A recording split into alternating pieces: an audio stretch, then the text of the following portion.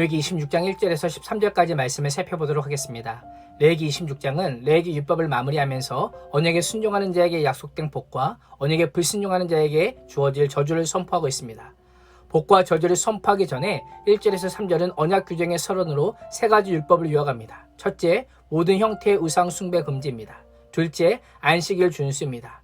단순히 안식일만이 아니라 23장에 언급된 안식일, 안식년, 희년, 월사, 절기를 모두 포함한다라고 볼 수 있습니다. 마지막은 여호와의 성소를 더럽히지 말고 정결을 유지하며 경외하는 것입니다. 3절은 언약적 복을 선언하기 전에 만일 이스라엘 백성들이 하나님의 규례와 계명을 준행하면이라고 하는 조건적으로 시작합니다. 준행하다라고 하는 것은 걷다, 살다라고 하는 의미로 하나님의 규례와 계명을 듣고 계속하여 순종하며 사는 것을 의미합니다.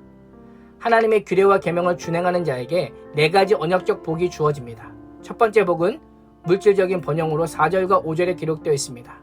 하나님의 말씀에 순종하는 자에게 철을 따라 비를 내림으로 땅은 산물을 내고 밭에 나무는 열매를 맺게 하실 것임을 약속합니다.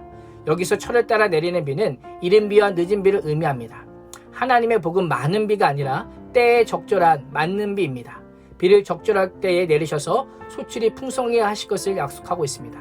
얼마나 풍성한지 5절에 보면 너무 많아서 포도를 거둘 때까지 타작을 해야 할 것이고 포도도 너무 많이 달려서 씨 뿌릴 때까지 포도를 거두며 먹을 것이 넘쳐나 가나안은 풍요와 안전의 땅이 될 것이다 라고 말씀합니다. 두 번째 복은 6절과 8절에 기록된 하나님께서 주시는 평화입니다. 평화의 세 가지 모습이 소개됩니다. 첫 번째, 백성들이 누울 때 그들이 두렵게 할 자가 없을 것이다 라고 하시며 참된 평화를 약속하십니다. 두 번째, 사나운 짐승을 그 땅에서 제어할 것이고 세 번째, 칼이 그들을 땅에 두루 행하지 못하게 할 것이고 대적들을 이스라엘 백성들에게 쫓기며 그들 앞에서 칼에 엎드러질 것이다 라고 말씀합니다. 6절에서 8절에 보면 계속 반복되는 표현이 무엇입니까? 내가입니다. 평화를 주시되 이스라엘이 잘해서가 아니라 하나님께서 주신다는 것입니다. 이스라엘의 안정과 평화가 오직 하나님께 달려있음을 강조하고 있는 것입니다. 우리의 평화도 마찬가지입니다. 하나님 안에 항상 머물며 하나님의 규례와 계명을 준행할 때 안전할 수 있고 하나님께서 주시는 샬롬, 평화를 누릴 수 있습니다. 세 번째 복은 9절에서 10절에 기록된 자손의 번성입니다. 9절은 내가 너희를 돌보아 너희를 번성하게 하고 너희를 창대하게 할 것이다 라고 하시면서 창세기 1장 28절과 유사한 명령을 통해 하나님께서 이스라엘과 맺은 언약을 성취하시겠다라고 말씀합니다. 하나님의 의지적 복을 강조하기 위해 9절은 무려 4번이나 내가 라고 하는 표현을 반복하고 있습니다. 하나님의 풍요케 하심은 자손의 번성에서 그치지 않습니다. 10절에 보면 곡식의 풍성함으로까지 이어져서 묵은 곡식이 떨어지기도 전에 새로운 곡식을 풍성하게 거두게 하셔서 먹던 묵은 곡식을 치우게 되는 복을 주시겠다라고 말씀합니다. 비가 많이 오지도 않고 땅도 좋지 않은 가나안 땅의 지리적인 조건을 염두에 둔다면 이것이야말로 하나님께서 주시는 복 중의 복이라고 할 수 있습니다. 마지막 복음 11절에서 13절이 말씀하는 하나님의 임재의 복입니다. 하나님의 백성이 누릴 수 있는 최고의 복은 하나님께서 자신들 가운데 임재하시는 겁니다.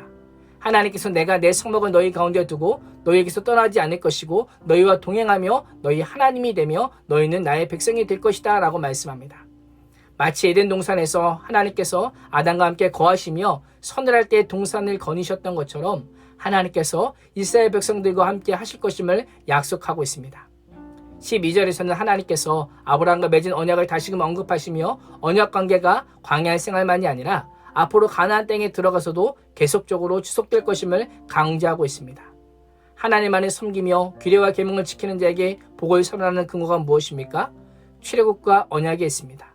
하나님께서 이스라엘의 애굽 땅 종되었던 데에서 인도하여 내어 종된 삶의 자유를 주셨기에 하나님의 명령에 순종하는 삶을 통해 하나님께서 약속하신 언약적인 복을 누릴 수 있게 되는 것입니다.